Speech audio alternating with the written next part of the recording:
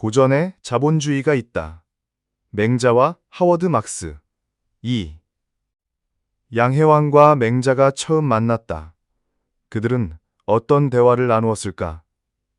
양해왕이 말했다. 노 선생께서 천리를 멀다 하지 않고 오셨으니 내 나라에 이로움이 있겠지요. 맹자가 답했다. 왕께서는 어찌하여 하필 이익을 말씀하십니까? 나라에는 다만 인과 의가 있을 뿐입니다. 나는 맹자에게 묻고 싶다. 왕으로서 나라의 이익을 묻는 것이 당연한데 왜 맹자는 굳이 인과 의를 말했을까? 맹자가 양해왕을 만났던 시기, 전국은 이미 법과 정치가 자리 잡고 있었다. 특히 진나라 효공과 상항의 개혁은 법에 의한 상과 벌을 중심으로 한 사로운 질서를 만들었다. 상항은 말했다. 전쟁을 잘 수행하려면 병법보다 먼저 백성이 잘 먹고 잘 살아야 한다. 그 사기가 곧 전쟁 수행 능력이 된다. 그래서 그는 민전, 곧 백성으로부터의 전쟁을 주장했다. 상황의 법은 단순했다. 법을 어기면 벌을 주고 지키면 큰 상을 내린다. 백성에게 땅을 개간하게 하고 개간한 땅의 소유권을 인정하며 매매를 허용했다.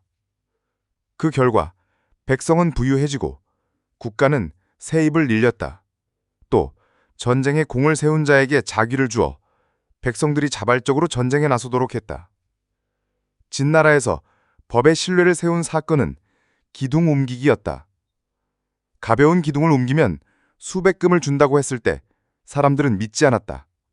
그러나 한 행인이 시도하자 상항은 즉시 수백 금을 내주었다. 그때부터 법은 힘을 얻고 진나라는 강해졌다. 하지만 법은 가혹했고 많은 백성이 고통받았다. 상항 자신도 결국 그 법 때문에 죽었다. 그 시기 맹자와 양해왕이 만났다. 맹자는 왜 법과 반대되는 인과 의를 말했을까? 맹자는 역사를 일치일난이라 보았다. 다스림이 극에 달하면 어지러움이 생기고 난이 극에 달하면 다시 다스림을 원한다. 지금은 전쟁이 심해지고 법이 지나치게 가혹해졌다. 따라서 필요한 것은 법이 아니라 백성이 따뜻한 밥을 먹고 마음 편히 잘 수 있는 길이었다. 그것이 바로 인과 의의 정치, 왕도 정치였다. 맹자는 이상을 말한 것이 아니라 전쟁과 법의 극담에 넘어 효율적인 해결책을 말한 것이다. 맹자의 일치일난은 하워드 막스의 시계추 움직임 이론과 닮아 있다. 막스의 시계추 이론은 이렇게 말한다. 심리는 극단에서 극단으로 움직인다. 시계추는 한쪽 끝에 영원히 머무를 수 없다. 한쪽 끝으로 움직일수록 반대 방향으로 돌아갈 힘이 커진다. 맹자가 본 세상도 마찬가지였다. 법과 전쟁이 극에 달했으니 이제 인과 의의 시대가 올 것이라 본 것이다. 오늘날 우리는 어떤 세상에 살고 있을까? 세계는 70여 년간 큰 전쟁 없이 평화를 유지했다.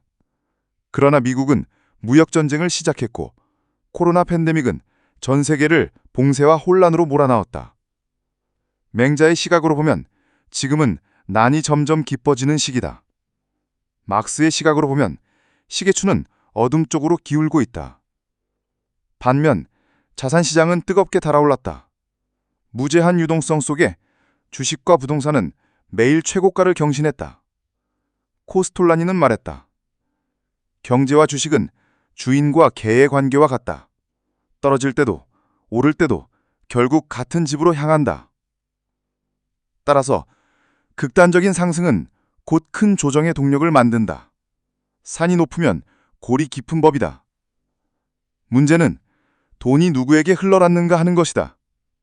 양적 완화의 돈은 대부분 자산가에게 돌아갔다. 노동자나 농부가 아니라 이미 자산을 가진 자본가였다.